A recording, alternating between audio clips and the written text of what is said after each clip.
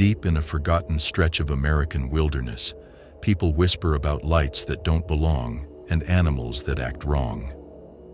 On July 24th, 2025, Angelo walked into that darkness without realizing the night had teeth. He expected wind and owls. Instead, he found a silence that leaned in close, breath held, listening. It sounded almost like somebody or something was like almost throwing rocks or into the river, I guess. Didn't really make sense. So, kind of want to keep the camera rolling all the way through in case that happens again. And we are hearing something.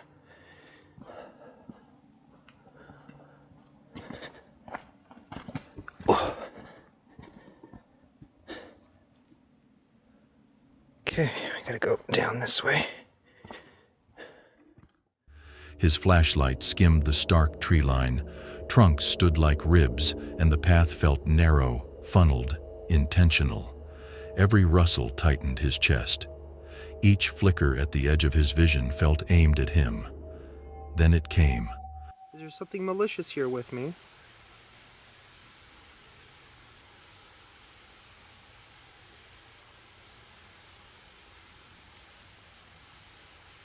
I keep hearing something.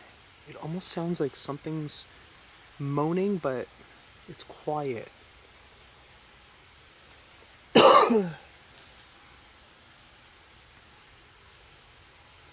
What am I hearing that's making that noise?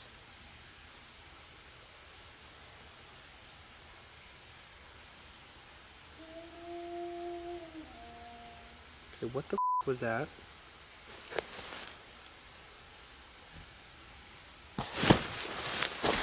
Sorry. That was loud. What was that? Oh, I just saw something. Firefly, or is that something else?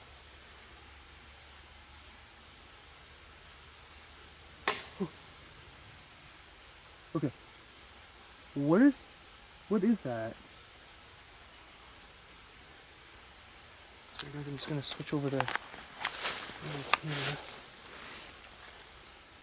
Jeez, the tree scared the crap out of me again. Damn it. Okay, I heard something really loud down there. Then I also heard other weird things. A long, dragging moan. Not coyote, not elk. Something paced and deliberate that unspooled between the trees like a warning. It stopped him dead. The message in that sound was simple. You are seen. You are not welcome. The trees seemed to lean inward, listening like a crowd at confession. He settled into the dead hours, sitting still to listen. Movement skimmed the perimeter. Maybe deer, maybe not. Shadows crossed between trunks but never fully resolved. Without hint or preamble, a violent crash split the quiet. Stones rattled. The ground shivered.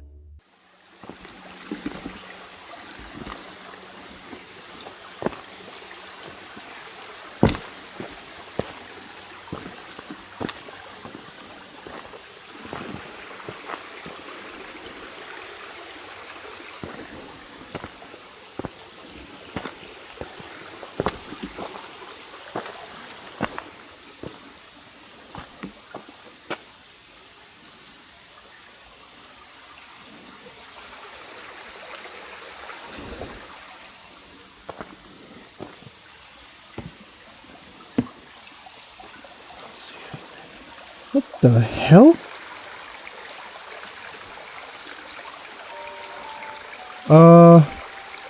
What?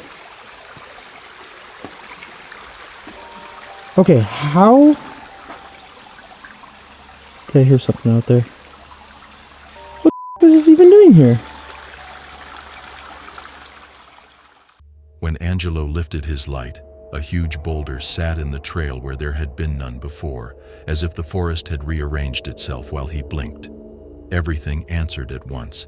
Heavy moans, rock on rock, circling steps that never showed feet.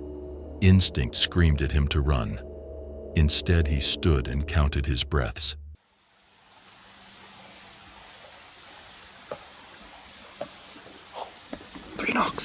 3 knocks. That was back towards camp. Okay, I heard that clear as day. What?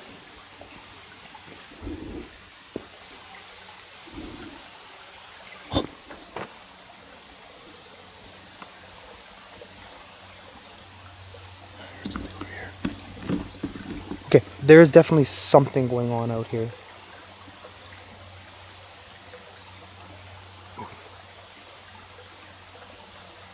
Let's go back to camp. Those 3 knocks sounded like they were literally like right in that direction. Let's go check. 3 hard knocks followed, spaced, intentional, from the direction of his camp. The sound had the cadence of a signal. He started back, heart quietly in his throat. Branches snapped behind him, then ahead, then to his left, like something was flanking his path. The air tasted metallic. From time to time, movement shouldered through the brush just beyond the cone of his light, and then fell back, teasing him toward panic. By the time his tent appeared, the sense of company was truly unbearable. Whatever lived out there had been toying with him, showing edges, never a face. He tried to rest in darkness. The night refused to soften. Moans threaded the trees. Rocks clicked like teeth. The tent walls trembled at whispers of wind that didn't touch the pines. When gray finally lifted the black, Angelo packed quickly and hiked out, noting scuffs, overturned stones, and places where something heavy had crossed the trail. Later, he admitted the truth folks won't say aloud. The place felt like a border where the paranormal overlaps with the predatory. What moved around him wasn't done. It had only announced itself. If that raised goosebumps, don't move. Next, we're heading to a cemetery with a reputation, and what the camera caught there will make you rethink what rest really means.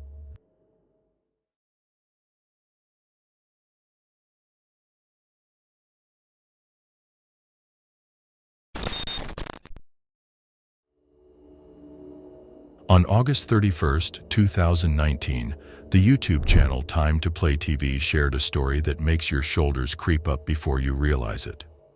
That night, creator Clay checked into the Riverview Hotel, the sort of place locals lower their voices to mention. Built in 1916, it has soaked up a century of rumors, footsteps, and knocks no one could place. So I'm staying in this super haunted room, and I wasn't even getting ready to film or anything yet. I was going to throw all my stuff in my charger, and I was going to go outside, I was going to have a cigar for the night, and then come back in and then try to set up some cameras and film, okay? I've been in this room for like 10 minutes. My fan has shut off and turned back on. See that? Now the fan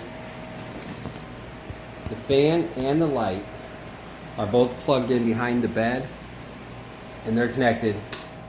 So that shuts them both off. You hear the fan shut off? That's the AC in the background, but so that one switch turns them both on and off. And the fan by itself is turned off, I want to say, maybe 2 times, 2 or 3 times. The bathroom door over there, it's closed. Now, I don't mean a little bit, I mean it's fully closed. Now, the reason it's open now is because I thought maybe a breeze, maybe something. There's no windows open. I got nothing going on, and that thing right there is just closed all by itself. So I'm telling you what, it's a little spooky. I am thinking it's kind of neat. So I'm probably gonna go have my cigar. I'm gonna come back, set some cameras up, and do whatever battery's about to go low, and then do whatever I can to get it. It's closing right now, guys. The room Clay chose held a newer shadow.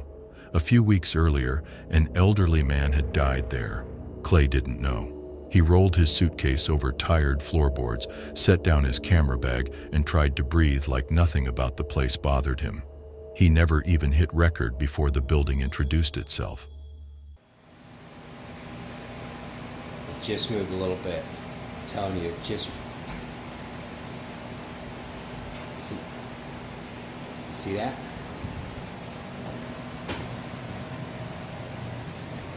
There's no one in here with me. completely alone.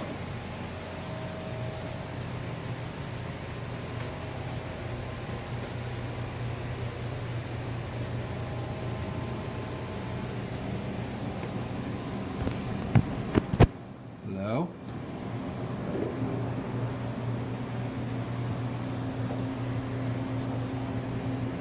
There is no one here, guys.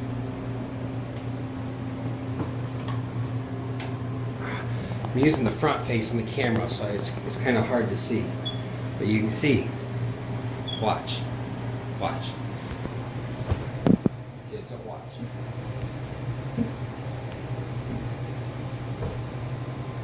It doesn't close by itself. Okay? And this thing's open and closed.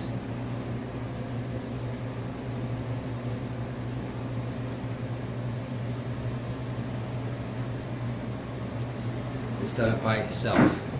I want to say that's the second or third. I can't remember if it did it once or twice before I started on or what, but it's been doing it a lot, and I don't get it. Because I tried doing it by hand. I got goosebumps.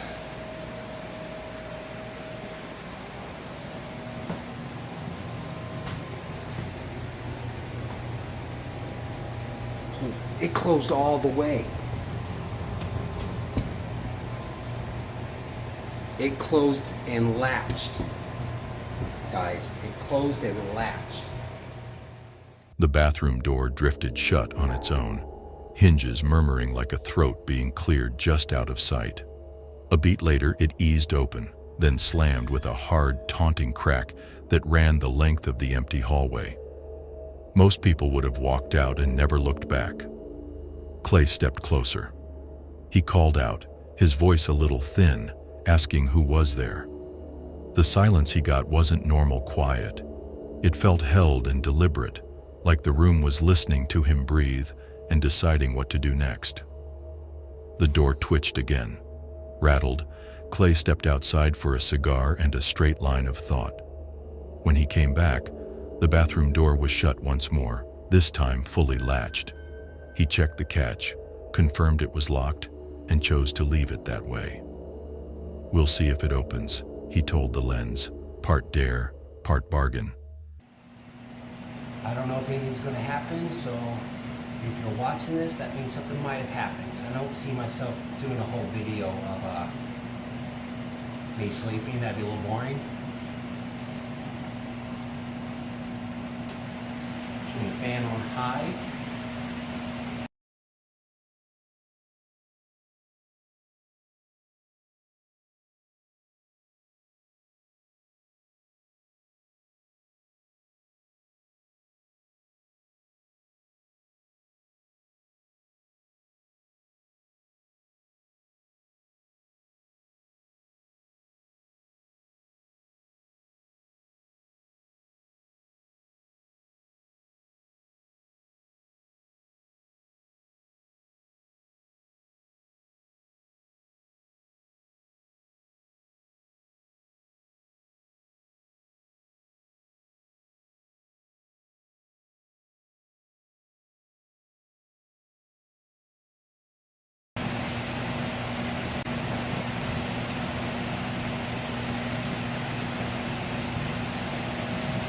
That chair just hit my bed.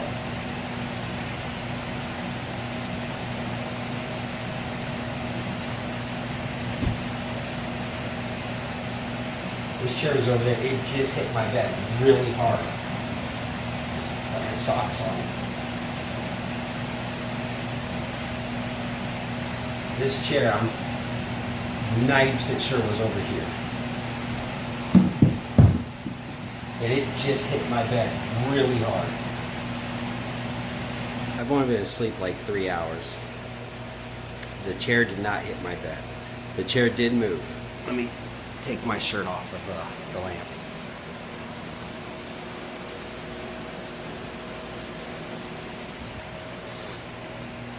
You guys hear me okay? The chair did not hit my bed. Technically, it like wasn't even touching it. It was by the bed, I thought the chair hit the bed and slammed into it real hard. That is not what happened. As you just saw, because I would have showed that before this, the chair moved by my bed and was actually like 40, 50 minutes later, the bed moved. Now I had to watch it like 5 times to see it. And I actually had to watch like the corner of the bed. The actual bed moved a little bit. So, I don't know if I'm going back to sleep. I think that's crazy. He set a camera to watch, framing the doorway like a stage and waiting for the curtain to move. The activity didn't fade. It grew. His fan clicked off, on, off, a broken heartbeat thumping in the dark. The lights flirted with dimness and returned as though invisible fingers were learning the controls. Later, after he drifted into a thin sleep, a brutal thud snapped him awake.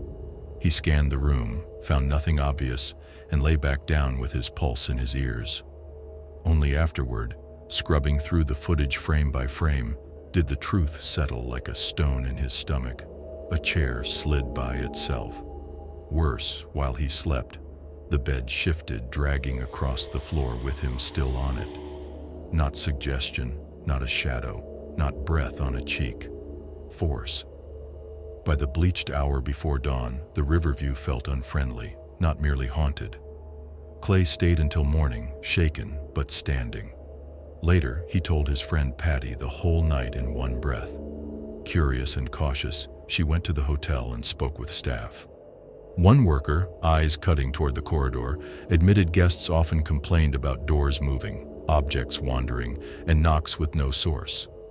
Recently, she said, it had all grown louder and bolder. When Patty asked why, the answer landed softly but hit hard. The surge started after the recent death, in Clay's room. Suddenly, every slam, every flicker, every scrape made grim, perfect sense. Clay hadn't just rented a spooky bed. He slept where a final breath still seemed to hang in the air. The Riverview didn't merely want to be seen or heard. It wanted company. And it proved it the one way no one can ignore, by laying hands on the living. This is like something out of a freaking movie right now. I feel like I'm being pranked right now.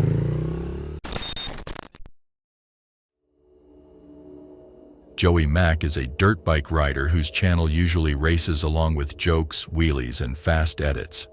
The plan that day was simple: head into Bautista Canyon, shake down the bikes, and savor the freedom of a trail far from town. But no, so far pretty pumped on it. We're gonna get going here. We gotta find the trail. There's like nobody out here, and we're like a good 45 minutes into the forest. So Right next to a prison. And yeah, and a prison's right up there. I'll show the clip.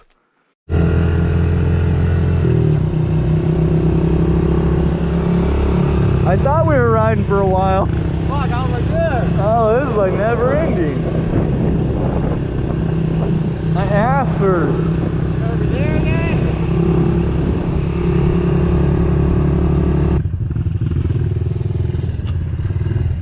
I don't see any of the prisoners. Oh, there they are back there. Orange jumpsuits. It's so sketchy. They're literally like 100 feet away. I'm sure there's a couple fences, or at least that thing. Imagine if they popped out of the bushes and took our bikes. They took Brennan and ran off with them. Like, later, Brennan, I'll go get help. The video opens with the usual rhythm, Joey pointing out fuel injection quirks, suspension tweaks, little things you only notice when you live on 2 wheels, before he and Brendan roll deeper into the canyon's ribs of rock. As the miles stack up, the mood thins. The path funnels into loose shale, bone-dry creek beds, and off-camber slopes that lurch at your tires. Then the day fractures. Oh my God, what the hell is this?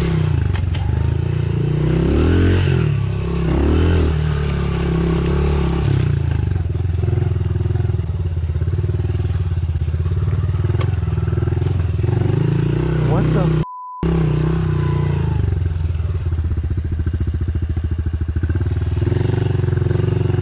Where did she come from? Okay, that is creepy. That is so creepy. Brennan's gonna freak out. Do I go back and look for him? What the hell? Where did she come from? Where did she just come from? I gotta go find Brennan. This is like something out of a freaking movie right now. I feel like I'm being pranked right now. We were literally so far from anything, guys. 45 minutes that way on a bike, and then, you know, 30 minutes from this prison. I gotta find Brennan. Dude. What was that? What? That girl. That was creepy as fuck, huh? Was that not creepy? Her bag, I was gonna go look at her bag. Wait, Her what? bag way down there, where I kept going. Yeah. There's a bag like hidden in the bushes down there. Dude, she just like was She came, staring. like, running at me. She did? Yeah, I was like, I rode back to the river, Yeah. and she was like sprinting through there. What? She was just like kind of like staring at me. Dude, that was weird. Let's get the out of here. What was she carrying? I know. I don't know. Okay, let's get out of here. After a quick retreat from a buzzing cloud of bees, Joey spots movement down in the creek bed. A girl walking alone. No backpack, no water, barefoot, dressed in black, no vehicle in sight. She doesn't read like a hiker. She reads like an interruption, like a line that doesn't belong in the story. Joey mentions how far they are from pavement, at least 45 minutes. How empty the place feels. Isolation seeps in like cold through a zipper. Joey slows, unsettled, and reconnects with Brendan to talk it through. Brendan saw her too, and worse. At one point she ran toward him, then veered away as if she'd thought better of it, or been warned. The ride's energy goes sideways. The bees, the distant outline of the state prison, the barefoot stranger in a place that swallows sound. All of it knots in their chests. They choose the sensible fear, turn around, leave the canyon to whatever it's keeping. The road home feels longer than the road in. Back at the edit, the moment won't shake loose. As soon as I got in contact with Hemet, they were super helpful. I told them my whole story, where I seen her at, and they're like, okay, we're gonna send someone out right then. And so then he ended up calling me around like 8 o'clock at night, I believe. And he was like, so, okay, give me like your directions, where they were at and stuff like that. So that's exactly what I did. And he's like, all right, I'm heading out right now. I was like, you're gonna go out there at 9 at night right now, like out into the forest? And he's like, yep, I'm gonna go see if I can find her.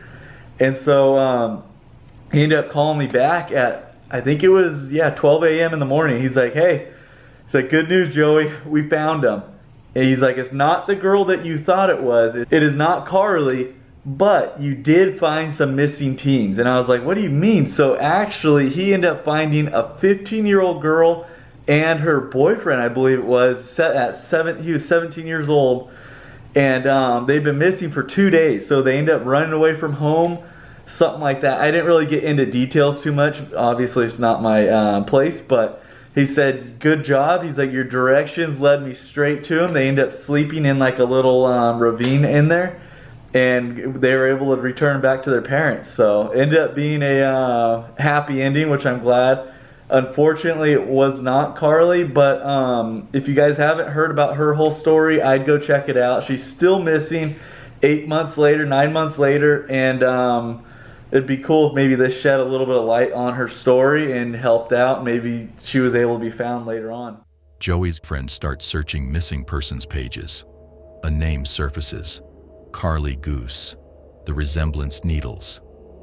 Joey watches the clip again, then picks up the phone and calls police. Close to midnight, his phone rings. News, but not the kind he braced for. The girl isn't Carly. Instead, a 15-year-old runaway and her 17-year-old boyfriend are located, missing for 2 days. Joey's footage and quick report helped lead them home. Relief lands, but it's thin. Carly's case still hangs in the dark, unanswered, unclosed. What began as a quick shakedown ride turns into a reminder. The farther you get from the map's edges, the easier something strange can step onto your trail and pace your shadow. And sometimes the most frightening thing isn't the figure you pass in a dry creek. It's the questions that follow you back and refuse to let you sleep. What do you make of that encounter? If you'd been there, engine ticking, helmet glass fogging, would you stop and ask her name or throttle out and hope the canyon kept its secrets for one more night? Oh my goodness, what is that, man?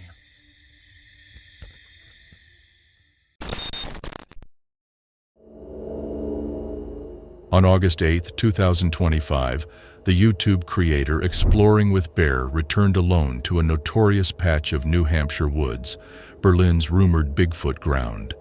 2 nights earlier, something at the tree line had frozen him in place and sent him home. This time, he pushed in. Welcome back to another adventure. If you're new to the channel, I'm Jer Bear. For tonight's adventure, I have worked up the nerve to come back to where I just came the other night to film for you guys. A Bigfoot hunting adventure here and Bigfoot territory in the wetlands.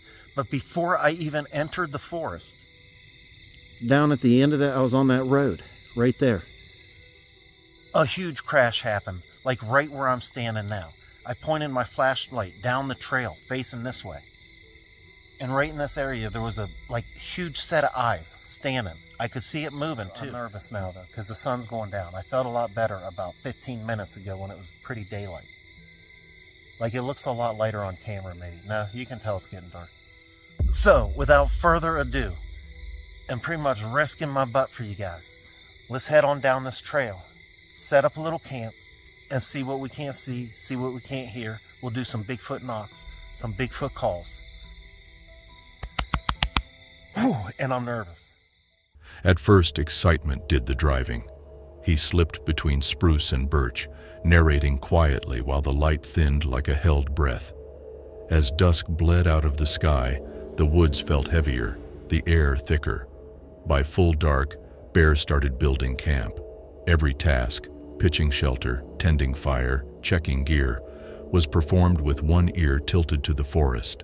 Twigs ticked, leaves whispered. A branch recited its slow crack. None of it constant, all of it close. Then came footsteps, measured, unhurried, padding over the forest floor. Stalked, not startled. Sticks snapped just outside the halo of firelight.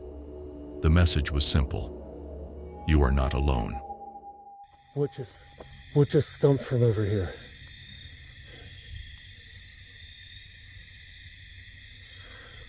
My heart's freaking racing.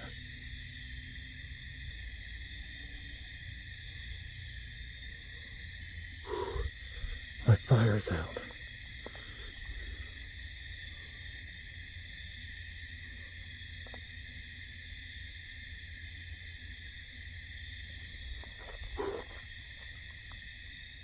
I keep inching closer, man.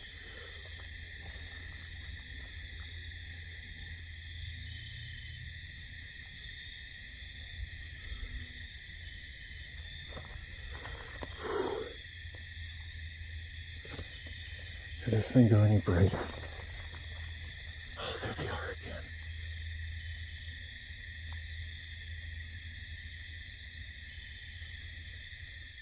There's 2 or 3 of them.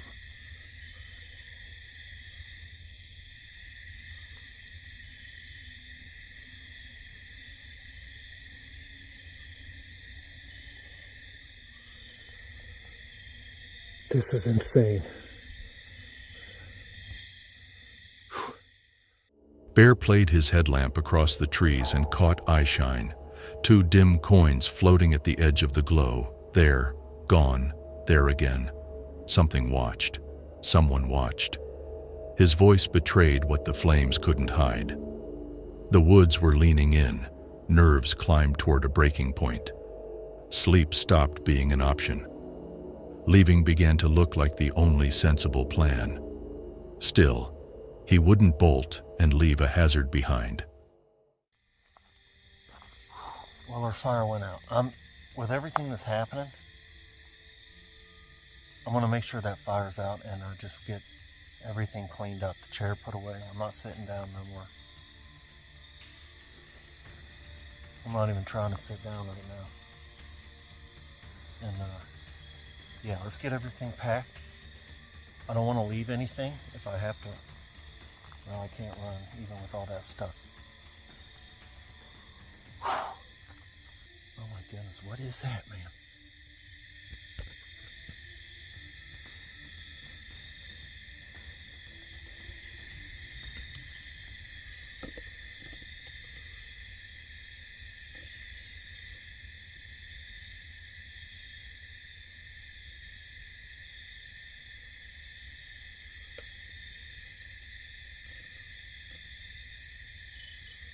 I can see him back there.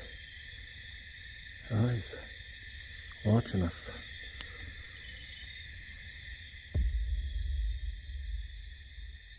Just eyes staring at me.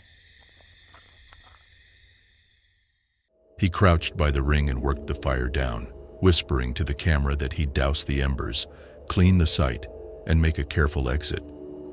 The eyes lingered, silent, unblinking. He packed fast but neatly, stowing tools, rolling cordage, shouldering his pack, checking the tree line after every sound as if the night itself were breathing. Each sweep of the beam returned the same answer: watched. Curiosity lost to caution.